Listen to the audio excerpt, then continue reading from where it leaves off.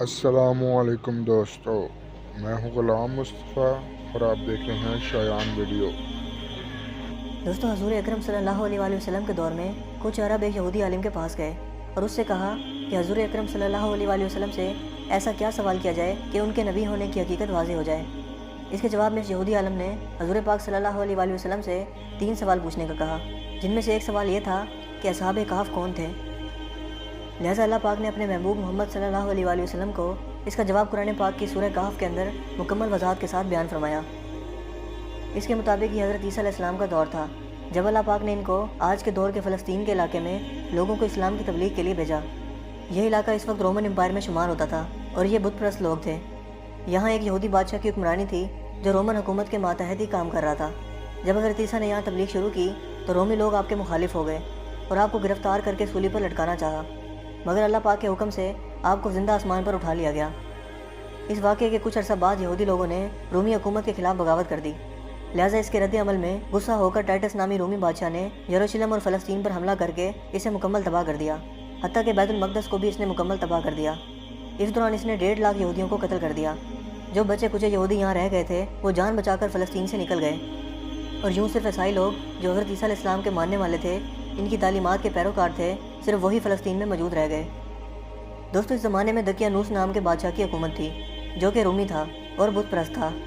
لہٰذا اس کی حکومت میں موجود عیسائی لوگوں پر اس نے ظلم و ستم کرنا شروع کر دیا، یہاں تک کہ حضرت عیسیٰ کے ماننے والوں یا ان کے چند نوجوان حواریوں کو ایک روز اس نے اپنے دربار میں بلا لیا اور ان سے کہا کہ میں تمہیں چند روز کی مہلت دیتا ہوں کہ تم اپنے نئے دین یعنی عیسائیت سے باز آ جاؤ، ورنہ میں تمہیں قتل کروا دوں گا۔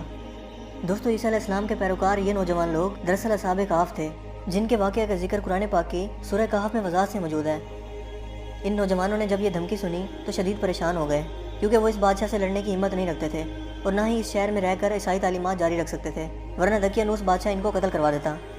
لہٰذا انہوں نے شہر چھوڑ کر کہیں بھاگ جانے کا فیصلہ کیا اور اللہ پاک کی ذات پر بھروسہ کر کے شہر سے نکل گئے، یہ سوچتے ہوئے کہ اب اللہ پاک ہی ہمارے لیے کوئی فیصلہ کرے گا اور ہمارے لیے کوئی نیا راستہ بنائے گا۔ یہاں تک کہ وہ ایک پہاڑ کے غار میں جا کر چھپ گئے اور وہیں اسی غار میں ہی سو گئے، یہاں تک کہ سوتے سوتے ان پر 300 سال کا عرصہ گزر گیا، یعنی 300 برس تک یہ لوگ اس غار میں سوتے رہے۔ دقیانوس نے جب ان لوگوں کو تلاش کروایا تو اسے معلوم ہوا کہ یہ لوگ اس غار کے اندر موجود ہیں، تو وہ بے حد غیظ و غضب کا شکار ہوا۔ لہٰذا اس نے غصے میں آ کر حکم دیا کہ غار کو ایک سنگین دیوار لگا کر بند کر دیا جائے، تاکہ یہ لوگ اسی غار میں رہ کر ہی مر جائیں اور کبھی باہر نہ آ سکیں۔ جبکہ اس نے جس شخص کے ذمہ یہ کام لگایا وہ بہت ہی نیک اور ایماندار آدمی تھا۔ اس نے اصحاب کہف کے نام اور ان کی تعداد اور پورا واقعہ ایک تختی پر کندہ کروا کر تانبے کے صندوق میں رکھ کر دیوار کی بنیادوں میں رکھ دیا، اور اسی طرح کی ایک اور تختی شاہی خزانے میں بھی رکھوا دی۔ اس 300 سال کے عرصہ کے دوران دقیانوس بادشاہ مر گیا اور کئی بادشاہ اور کئی حکومتیں آئیں اور چلی گئیں، یہاں تک کہ 300 عیسوی میں رومن امپائر نے بھی عیسائیت اختیار کر لی۔ اس زمانے کے بعد یعنی 446 عیسوی میں بیدروس نامی عیسائی بادشاہ کی حکومت آئی، جو کہ ایک نیک دل اور انصاف پسند بادشاہ تھا، اور اس نے 68 سال تک شان و شوکت سے حکومت کی۔ اس کے دور میں مذہبی فرقہ پسندی جب عروج پر پہنچ چکی تھی اور لوگوں میں مرنے کے بعد دوبارہ زندہ کیے جانے اور قیامت کا یقین ختم ہوتا جا رہا تھا، تو اپنی قوم کا یہ حال دیکھ کر بیدروس نامی بادشاہ انتہائی رنجیدہ ہوا اور ایک روز اپنے مکان کی تنہائی میں جا کر بند ہو گیا۔ یہاں وہ اللہ پاک کی بارگاہ میں بے قراری سے دعا کرتا رہا کہ اے اللہ، کچھ ایسی نشانی ظاہر فرما کہ میری قوم کے لوگوں کا ایمان پھر سے تازہ ہو جائے، انہیں قیامت کا اور مرنے کے بعد دوبارہ زندہ کیے جانے کا اور ایک خدا کے موجود ہونے کا یقین ہو جائے۔ اللہ پاک نے اس کی یہ دعا قبول فرمائی۔ لہٰذا ایک روز ایک چرواہا اپنی بکریوں کو ٹھہرانے کے لیے اس غار کے پاس پہنچا۔ یہ وہی غار تھی جس میں اصحاب کہف موجود تھے اور اس میں سو رہے تھے۔ اس چرواہے نے چند لوگوں کے ساتھ مل کر اس دیوار کو گروا دیا۔ اس دیوار کے گرتے ہی دیوار گرانے والوں پر ایسی ہیبت اور خوف طاری ہوا کہ سب گھبرا کر وہاں سے بھاگ گئے۔ یوں اللہ پاک کے حکم سے اصحاب کہف اپنی نیند سے بیدار ہوئے اور ایک دوسرے سے سلام و کلام میں مشغول ہو گئے۔ جب انہیں بھوک لگی تو اپنے ایک ساتھی جس کا نام یملیخا تھا، اس سے کہا کہ تم بازار جا کر نہایت خاموشی سے کھانا لے کر آؤ اور یہ بھی معلوم کرنا کہ دقیانوس ہم لوگوں کے بارے میں کیا ارادہ رکھتا ہے۔ جب یملیخا غار سے نکل کر بازار پہنچے تو یہ دیکھ کر حیران رہ گئے کہ شہر میں ہر طرف اسلام کا چرچا اور بول بالا نظر آ رہا ہے، حتیٰ کہ لوگ اعلانیہ حضرت عیسیٰ علیہ السلام کا کلمہ پڑھ رہے ہیں اور ان کی تعلیمات پر عمل بھی کر رہے ہیں۔ اس کشمکش میں یملیخا ایک دکان پر کھانا لینے کے لیے پہنچے اور کھانے کی قیمت کے بدلے میں دقیانوسی زمانے کا سکہ دکاندار کو دے دیا، جو کہ ظاہر ہے 300 سال پہلے کا تھا اور اب بند ہو چکا تھا، حتیٰ کہ اس کو کوئی پہچاننے والا بھی باقی نہ رہا تھا۔ دکاندار نے یہ سکہ دیکھا تو اس کو شک ہوا کہ شاید اس شخص کو کوئی پرانا خزانہ مل گیا ہے، لہٰذا اس نے یملیخا کو سپاہیوں کے سپرد کروا دیا تاکہ وہ ان سے خزانے کے بارے میں پوچھ گچھ کریں۔ یوں سپاہیوں نے یملیخا کو پکڑ لیا اور ان سے سوال کرنے لگے کہ بتاؤ وہ خزانہ کہاں ہے۔ جواب میں یملیکا نے کہا کہ میرے پاس کوئی خزانہ موجود نہیں ہے، یہ ہمارا ہی روپیہ ہے۔ سپاہیوں نے کہا کہ ہم کیسے مان لیں، کیونکہ یہ سکہ تو 300 سال پرانا ہے، جبکہ تم لوگ ابھی جوان ہو، لہٰذا سچ سچ بتاؤ کہ معاملہ آخر کیا ہے، تاکہ اس کا کوئی مناسب حل نکالا جا سکے۔ جواب میں یملیکا نے کہا کہ پہلے مجھے یہ بتاؤ کہ دقیانوس بادشاہ کا کیا حال ہے۔ سپاہیوں نے یہ سنا تو جواب دیا کہ آج اس نام کا کوئی بادشاہ پوری روئے زمین پر موجود نہیں ہے، مگر ہاں، سینکڑوں سال پہلے اس نام سے ایک بے ایمان بادشاہ گزرا تھا، اور وہ بت پرست تھا۔ یہ جواب سن کر یملیکا ششدر اور پریشان ہو کر رہ گئے، اور بتایا کہ ابھی کل ہی تو ہم اس کے شر سے اپنا ایمان اور جان بچا کر بھاگے تھے، اور میں اور میرے ساتھی قریب کے ایک غار میں چھپ گئے تھے، جبکہ میرے باقی ساتھی اس وقت بھی اس غار میں موجود ہیں۔ تم لوگ میرے ساتھ چل کر خود ہی ان کو کیوں نہیں دیکھ لیتے؟ جب سپاہی اور شہر کے لوگ ایک کثیر تعداد میں اس غار کے پاس پہنچے تو اصحاب کہف یملیکا کے انتظار میں تھے کہ انہوں نے آنے میں بہت دیر کر دی، اور شاید یملیکا کو بادشاہ نے گرفتار نہ کروا لیا ہو۔ جب غار پر بہت سے آدمی پہنچے اور شور و غل سنائی دینے لگا تو اصحاب کہف سمجھے کہ شاید دقیانوس کی فوج ہمارا تعاقب کر کے غار تک آن پہنچی ہے، لہٰذا وہ اللہ پاک کے ذکر و اذکار اور اس کی حمد و ثنا میں مصروف ہو گئے۔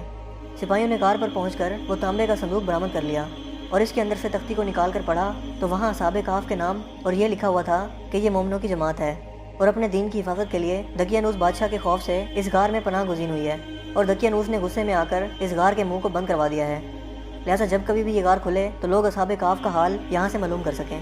سپاہی یہ دیکھ کر حیران و پریشان رہ گئے، اور جب کچھ سمجھ نہ آیا تو اپنے بادشاہ بدروس کو اصحاب کہف کی اطلاع دی۔ بدروس بادشاہ نے جب یہ خبر سنی تو فوراً اپنے عمرہ اور عمائدین شہر کے ساتھ اس غار پر پہنچ گیا۔ اصحاب کہف نے غار سے نکل کر بادشاہ سے تمام واقعہ بیان کیا۔ بدروس نے سجدہ گزار ہو کر اللہ پاک کا شکر ادا کیا کہ اے اللہ، میری دعا قبول ہوئی، اور آپ نے ایسی نشانی ظاہر فرما دی کہ انسان موت کے بعد زندہ ہونے کا یقین ضرور کرے گا۔ اس کے بعد اصحاب کہف نے بدروس بادشاہ کو دعا دی کہ اللہ تمہاری بادشاہی میں برکت عطا کرے، اور سلام کرنے کے بعد دوبارہ اسی غار میں واپس چلے گئے، اور دوبارہ وہیں جا کر سو گئے جہاں سے بیدار ہوئے تھے۔ لہٰذا اسی نیند کی حالت میں اللہ پاک نے ان اصحاب کہف کو موت دے دی۔ بادشاہ بدروس نے سال کی لکڑی کا صندوق بنوا کر اصحاب کہف کی لاشوں کو اس میں رکھوا دیا۔ بدروس بادشاہ نے غار کے منہ پر ایک مسجد بھی بنوا دی، اور سالانہ ایک دن مقرر کر دیا جب لوگ اصحاب کہف کی قبروں کی زیارت کے لیے آیا کرتے تھے۔ دوستو، اصحاب کہف کی تعداد کے بارے میں علماء کرام کی بہت سی رائے پائی جاتی ہیں۔ حضرت عبداللہ بن عباس فرماتے ہیں کہ اصحاب کہف کی تعداد 7 ہے، جبکہ 8واں ان کا کتا تھا، جبکہ ان کے ناموں میں بھی کافی اختلاف موجود ہے۔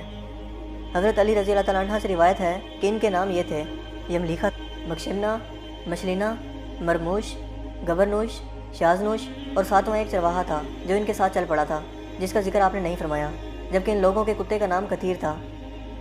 دوستوں، یہاں سوچنے کی بات یہ ہے کہ آخر ایسا کیسے ممکن ہوا؟ اصحاب کہف پر وقت اثر انداز کیوں نہیں ہوا، اور نہ ہی ان کے جسمانی خد و خال میں کوئی تبدیلی واقع ہوئی، جبکہ ان کے آس پاس 300 سال کا وقت گزر گیا؟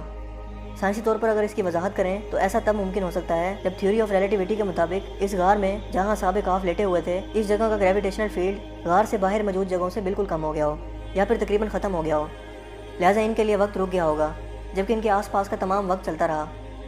بظاہر ایک ہی فریم آف ریفرنس کے ہوتے ہوئے ایسا ناممکن نظر آتا ہے، مگر تمام جہانوں کے پالنے والے رب کے لیے، جس کے ہاتھ میں دنیا و کائنات کا نظام موجود ہے، کچھ بھی ناممکن نہیں ہے۔ یہ تو محض انسانی سوچ کی حدود ہیں، جبکہ اللہ پاک کے لیے سب کچھ کن فیکون کی دوری پر موجود ہے۔ اللہ تعالیٰ ہمیں سمجھنے کی اور نیک عمل کرنے کی توفیق عطا فرمائے، آمین۔